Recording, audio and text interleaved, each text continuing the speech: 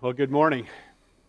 The day was May 26th, 1985. I was 18 at the time. Don't know how old you were, or if you were even around then, actually. But I remember May 26, 1985. It was the day after May 25th, 1985.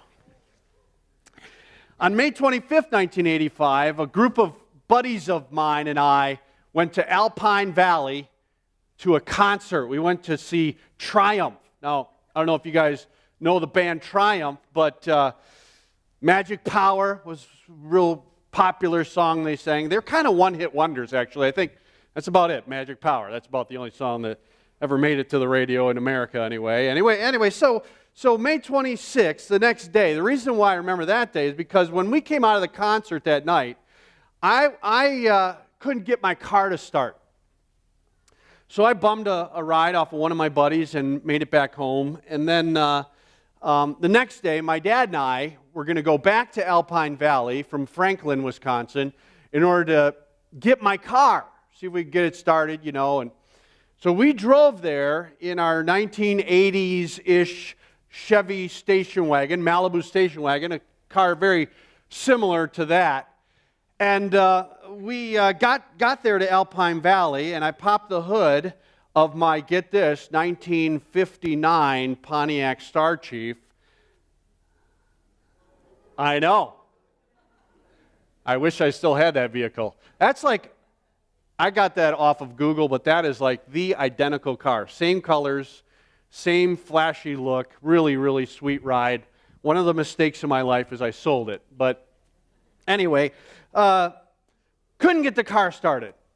So my dad had a nice steel cable in his trunk or in the back of the station wagon, and we tethered the 59 Pontiac to the back of the 81, 82 Chevy Malibu station wagon, and we were going to tow that bad boy all the way back. So we've tethered the 59 Pontiac Star Chief to the back of the 1982 Chevy Malibu station wagon, and we were going to tow that bad boy all the way back to Franklin, where we lived. And so we get her going, we pull out of the grass and we get it on the road, and we're going up and down the hills of southeastern or south central Wisconsin, and we're driving pretty well, and I'm in the Pontiac, and my dad's in the station wagon, and we go up this big long hill, everything's going great, and then we start going downhill, and it's this big long downhill. And I'm behind my dad, and I'm just kind of coasting along. Now, that is a lot heavier than the Chevy, and so sure enough, I start coming up onto the bumper of my dad. And I'm not quite sure what to do. Like, do I bump him? What do I... So I just decided, well, I'm just going to ease over to the side a little bit. Maybe he'll see me out of the mirror, So I ease over to the side, and sure enough, I just start inching up till I'm like side by side with my dad. And I remember I looked over at him and I waved at him. And he was kind of stunned that I was right next to him, and he kind of waved at me. And as soon as he waved at me, the cable actually wrapped around my front tire and threw the station wagon into the ditch, which in turn yanked me over into the ditch. And there we sat down in a ditch next to one another. And never forget what my dad did. He got out of his car, and he looks at me and he goes, "Well, that was interesting." Somewhere along the line, the slack loosened. Somewhere along the line, we weren't really in sync. And before you knew it, even though we offered a few pleasantries to one another, we both ended up in the ditch. In ministry, there are actually two vehicles under the lordship of Jesus and the power of the Holy Spirit. There's really two vehicles that move ministry along down the road. The two are the paid staff people and the unpaid servants. The paid servants and the unpaid servants. Those in Christian service that get paid for it, and those in Christian service that make their living apart from ministry. And it's important that these two vehicles keep their connection secure, that they don't slack in it, that they move along together at a pace with one another where one's not getting ahead of the other or falling too far behind. Because with any one of those, we'll end up either yanking or throwing each other into the ditch. It's God's design for ministry that we work together, tethered to each other, where there's 4 signs out in our foyer that we're doing together, that we connect with each other, that we serve with one another, that we grow together, and that we go into the world together. We do it with each other, partners in the Lord's work, working in sync with one another to bring the gospel, the good news of Jesus, to our world that's out there that needs him so desperately. We want to be a church that thrives in our mission, to invite people into a relationship with Jesus and together become devoted followers after him. God desires for us to be a dynamic church, and I would imagine that for every one of us in here, we say, yeah, we want to be a dynamic church. And the only way we can do that is when we do it well together. We're in this series entitled Loving Fearlessly. It's our theme for this year. And in order to be that dynamic church, we've got to make sure that we are loving each other fearlessly. To walk us through exactly what that looks like, we have gone to 2 of the 3 letters that the Apostle John wrote. He wrote 3 letters, 1st, 2nd, and 3rd John, and we are covering 2nd and 3rd John through this series. And the text that we come to this morning in 3rd John really highlights what this partnership between what we would understand today as the paid staff versus the unpaid staff in working together for the sake of God and the sake of his truth. John wrote 3rd John to a man named Gaius. Gaius was a leader in his church, but he was like an unpaid leader in the church. John had sent these guys there to the church that would be considered in our day and age like full-time missionaries or ministers to go and help that church in the 1st century where Gaius was to become healthy and strong in their culture that they were existing in. And John, in this letter, this 3rd John, he complimented Gaius, how he partnered with them, how he was in sync with them, how they seemed to be doing ministry together quite well. And so I think this morning we can learn from what John wrote to Gaius on how to partner together for the sake of Christ. How we together can do this to get the good news of Jesus out to our world and the truth in a way that God intended us to do it. The unpaid and the paid servants tied together, being dynamic for the Lord. So this morning, first of all, we're going to see that we tie ourselves together in ministry through devotion. That we are devoted to each other in ministry. And first, I think we can see for the unpaid servants of the Lord that their devotion looks like this. It's about being devoted to the paid servants in love.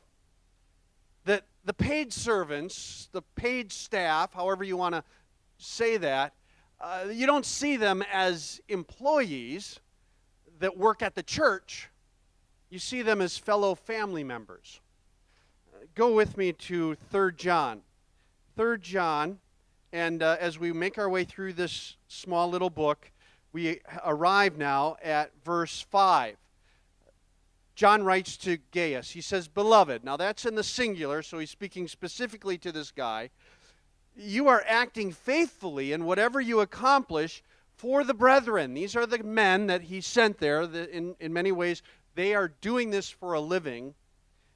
You are acting faithfully in whatever you accomplish for the brethren, and especially when they're strangers. Like, they didn't have to prove themselves to you. You gave them unconditional love. Strangers to Gaius. But notice John calls them the brethren. Not the missionaries I sent to you. No, these are the brethren. These are your brothers. These are your family members.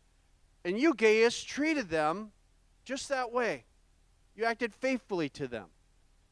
John sent them to the church where Gaius was a leader, and Gaius showed them how he was faithful to them, how he accomplished communicating his devoted love to them. I remember back when I was in seminary, all my Christian, when I've decided to follow Jesus, all the time I've tried to have mentors in my life. I just would seek out somebody who I could look to, who I could talk to, who would help me in ministry. And when I was in seminary, one of my primary mentors was a guy named Bob Fox. Bob was a senior pastor of a big church in Mesa, Arizona, and I happened to be going to that church at the time. And I was in seminary, wasn't in ministry, wasn't in paid ministry at the time. And I met with Bob, and he and I had good conversations. And I remember one time telling Bob, I said, "Bob, who wouldn't want to be a pastor? I mean, you think about it. You know, you get to talk to people about the Bible. You get to, help them in doing the Great Commission with one another, going into all the world and making disciples. You get to be involved in that. You've got this sense of eternal purpose, You get to preach one day. Can't wait to be able to preach one day." And I remember what Bob said to me. I'll never forget it. He said to me, "Jeremy, if you are called to ministry, it is a great job. But if you're not called to ministry, it's really, really difficult." And that kind of stuck with me. And not too long ago, I read Peter Drucker. Some of you know the name Peter Drucker. He's like a guru when it comes to leadership in business. I mean, he's a secular guy. He wrote a number of different books on management. He died in 2005, but his books are still being used today on how to lead well. And Peter Drucker actually is quoted as saying, "The 4 hardest jobs in our world, and not necessarily in this order, are being the President of the United States." Yeah, that's a tough one. Being a university president of a university, being the CEO of a hospital, and oddly, the 4th hardest, or again, not necessarily in this order that he adds, is being a pastor. That's crazy. I mean, you think about young people who think, going into the ministry, it sounds like a great thing, and they go to school, they go to seminary, they're all excited, they get out, and they start doing ministry, and then all of a sudden, whoa, this isn't what I dreamed about. This isn't what I expected. What's going on? And Lifeway Research, Ed Stetzer is a famous guy. Lifeway Research, very reputable organization. They said the reason why pastors have it so hard is there's some unclear expectations. They're not quite sure sort of what their role is, and what kind of role they're supposed to play in the church. Like, how much of a leader should I be? How much should I try to influence? What level should that be at? They talk about people challenges that people going through challenges themselves or challenges with people, that it's always kind of a bit of a struggle. And then that relentless nature of ministry, that there's always something else that you have to be ready for, that you got, Sunday's always coming, that there's always something ahead. There's that kind of pressure. Okay, yeah, I mean, it's a tough job. You might not think it, guy only works one day a week. I mean, who wouldn't want that, You go to seminary, you get trained in theology. You go to seminary, you get trained in the biblical languages. You go to seminary, you get trained in preaching, what it means to preach. But what seminary doesn't really train you for is working with people. You got to kind of learn to work with people. And I think that's why it's important for the people, as John writes, that they would act faithfully, like Gaius act faithfully toward these guys. That the staff would be seen as family, that we treat one another like you treat a family member that you love. For the unpaid servants, I think to work well together, to be tied together well, you must be devoted to the staff, to the paid servants in love. For the paid servants, we have to be devoted to you in love as well. The way I have it in your outline is devoted with humility. I think sometimes, right or wrong, paid staff can sort of have the, well, I'm here and you're there, and I'm the leader and you're below me. And one is not above or below the other. That actually we have to see ourselves as servants, like I'm not above you at all. That we're working on this thing together. And that actually I or any other paid staff is accountable to you.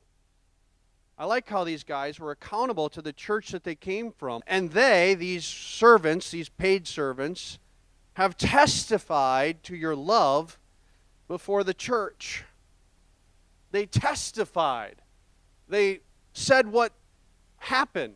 I can just picture it. They come back, from their journeys, and there John is with the church that they're all a part of.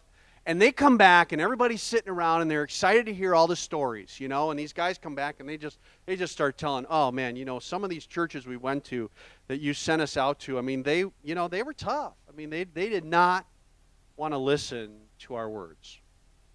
And, we tried as we might, but we weren't able to get through to them. But I got to tell you, that church that you sent us to, with the letter, that we were to give to Gaius, well, we gave it to him, and man, I got to tell you, we love Gaius. Gaius was so kind. Gaius prayed for us. Gaius was good to us.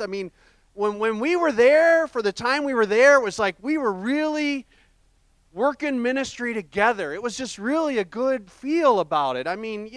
We really felt like partners. We were really in sync. And I picture John sitting there listening, kind of a smile on his heart and probably showing up on his face. And he's like, man, I'm proud of those guys. We sent them out. We gave them a job to do. They went out and they did it. They did it to the best of their ability. Yeah, they said they were going to do something. And they were accountable to us. They came back and they testified. What we sent them to do, they did. To be tethered to the body of believers here in a healthy way, we as paid servants have to be devoted to you and humbly serve Faith Church to the best of our ability. And we have to be accountable to this body that we serve, that we can testify, hey, this is what we're called to do, and we're doing it to the best of our ability. Devoted to one another, tied to one another in ministry. That's how we thrive as a church. Secondly, we tie ourselves together in ministry through provision, providing for what we need to provide for. For the unpaid servants, it means that you give to God. It's just generous toward the Lord. At the end of verse 6, John writes these words, "You will do well to send them on their way in a manner worthy of God." He's speaking specifically of sending them on their way with financial provisions for them. And do it in a manner worthy of God. Now, what does that mean? How do you give in a manner worthy of God? How did Gaius determine what would be, worthy of God? That's a pretty, lofty goal there for financial support of those men who made their living from the gospel, those missionaries that were sent there. And how do we determine that for today, actually? I want to share just two Bible passages that I think support what John is actually saying here to Gaius. The first one is over in 1 Corinthians chapter 9. If you go back to 1 Corinthians chapter 9, let me just share with you what Paul, the Apostle Paul, wrote to the church in Corinth. He says this, "Do you not know that those who perform sacred services eat the food of the temple, and those who attend regularly to the altar have their share from the altar? So also the Lord directed those who proclaim the gospel to get their living from the gospel." In other words, we should have paid servants as a part of the function of the church. Actually, you can go over to 1 Timothy 5 also. 1 Timothy chapter 5, beginning at verse 17. It says, "The elders who rule well are to be considered worthy of double honor, especially those who work hard at preaching and teaching. For the Scripture says, 'You shall not muzzle the ox while he is threshing,' and the laborer is worthy of his wages," being a paid servant. Gaius was generously providing for those guys who had dedicated themselves to proclaiming the gospel, to proclaiming God's truth. And John wrote to him saying that you sent them on their way in a manner worthy of God. That's our guide, if you want to know. Our guide is to be generous in provision, not to me, not for me, not generous provision for the paid staff, not generous provision for Faith Church, but generous provision for God in a manner worthy of God.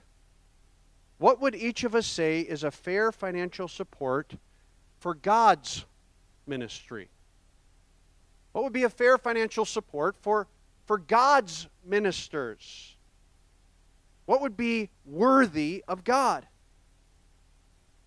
Well, I can't tell you an exact thing on that.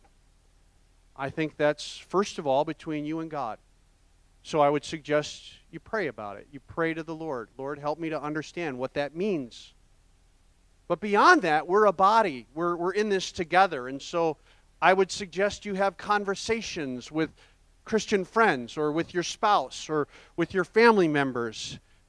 If you are in a home discipleship group, an HDG, that it's good to talk about. What does that exactly look like? How do we challenge one another on those things? And for the paid servants, what generous provision are we supposed to supply in this partnership? And primarily, I think we are to give an example. That we ought to be an example for the congregation to follow. Look at the example that these guys set for Gaius in the church there where Gaius served. Verse 7, "For they," these missionaries, these paid servants, "they went out for the sake of the name," the sake of Jesus, "accepting nothing from the Gentiles." These guys were leading the charge. They went out. They didn't stay comfortable. They didn't just kind of coast along. They didn't make themselves feel good. They weren't in a rut. They took risks. They stretched themselves. They went maybe where places they had never been before for the sake of the gospel, for the sake of the name of Jesus. They stretched themselves and they stretched those they led. They kept the mission alive. They were leading, inspiring others to greatness like Gaius. That's what leaders do. As a staff, our number one role is leadership.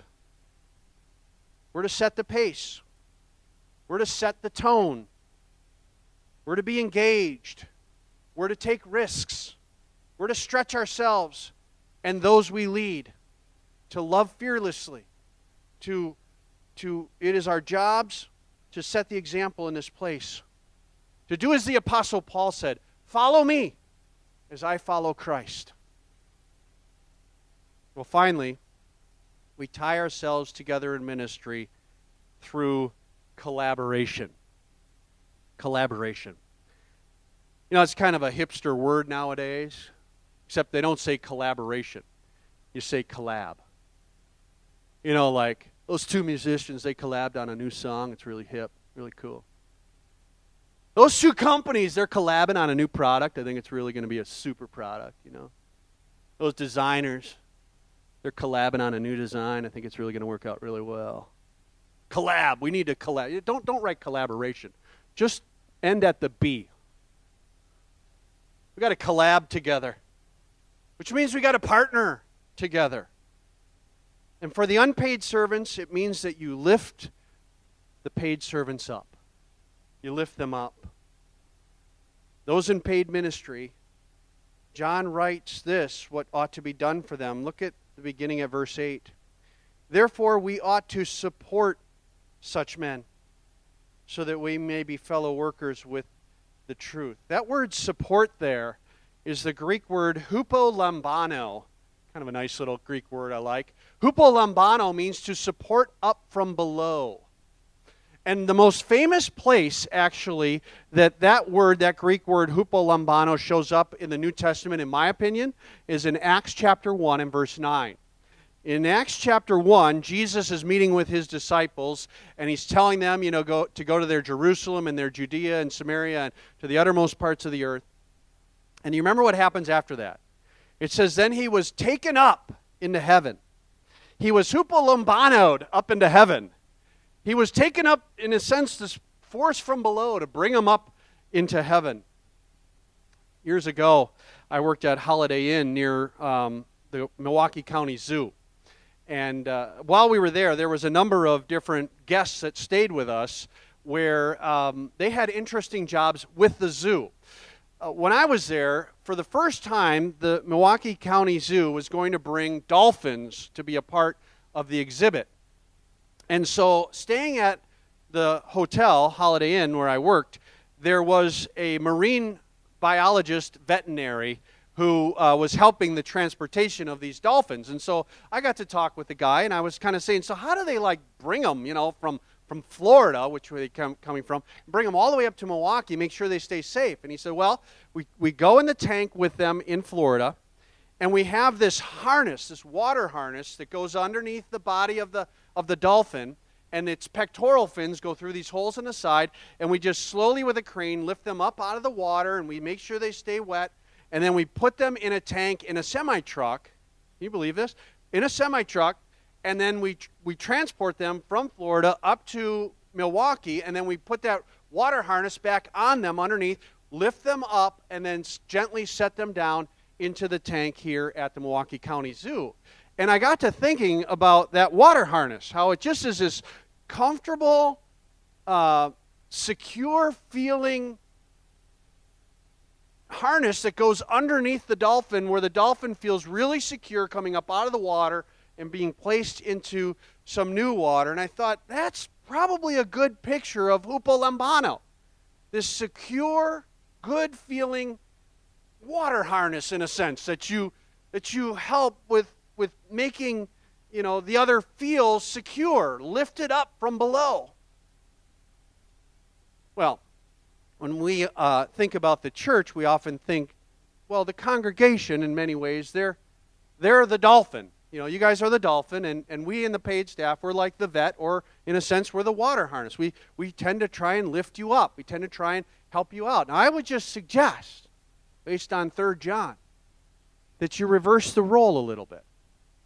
What if you see yourselves as the vet and the paid staff as the dolphin?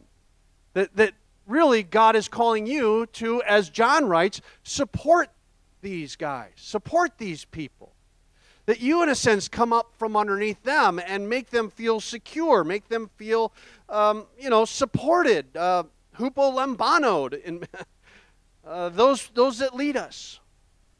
Paid servants, by their very nature, want to serve and not to be served, as those guys definitely did in 3 John. Yet John gave that instruction. Therefore, we ought to support such men. We ought to lift them up. And why do we support them? We support them to love fearlessly, and to make sure that we're in this together, that this is a partnership that we're doing. As 3 John verse 8 at the end of it says, so that we may be fellow workers with the truth. See how the paid servants are called not to do all the work of the ministry, but to be fellow workers in the ministry, tethered to one another, collabing with each other, to bring the truth of God to our world. And therefore the paid servants in this collaboration are to equip them well, to equip the unpaid servants well. We are to work together, and we do this with those who are not paid staff by not doing it all ourselves. In Ephesians 4, verses 11 and 12, Paul writes that God gives to the church some as apostles and some as prophets, some as evangelists, and some as pastor teachers, and that's really, in a sense, a list of what we might consider sort of the paid staff, if we're just, equating it to today. And their primary job, it says, is to equip the saints to do the work of service or to do the work of ministry. It's a good challenge for us in paid ministry because, quite candidly, oftentimes it's just easier to do it ourselves than to work through others. I was thinking as Kyle was solo today, and I'm solo up here, we may not be giving the best example of working through others or equipping others, but, it is a holiday weekend, so sometimes you just got to step in and get her done. But God calls us as leaders to equip the people. He's made the church to function as a body. As Paul wrote in 1 Corinthians 12, that the foot can't say to the hand, well, because I'm not a hand, I'm not a part of the body. Or the hand can't say to the eye, because the hand can't say to the eye, I have no need of you. We all need each other, each of us to contribute, each of us to collaborate in order to be the body that Jesus wants us to be. And this is the breakdown of it. The breakdown of it is two vehicles. You can say the paid and the unpaid. You can say, even more specifically, those who equip and those who serve. Not that every leader that equips is a paid person, nor every person who serves is not paid. But generally speaking, when we look at ministry, when we look at the paid people and the lay people, or you and I, we're called to be tethered together. We're called to be united as a team to move down the road of ministry, collaborating to bring God's truth to our community, to our county, and to the ends of the earth, really, with the Lord Jesus as the head of this church. The church in our world today is so important. We can't just play church. We can't just attend church. We have to be the church. We're called to be the Lord's light in our world. We are called to be the pillar and support of the truth. And we're called to partner with one another to show the world what authentic, fearless love actually looks like. One vehicle is not more important than the other. We're a team, each of us with different roles to play. My dad was towing me down that road. What we were trying to do is we were trying to bring that 59 Pontiac Star Chief home with us.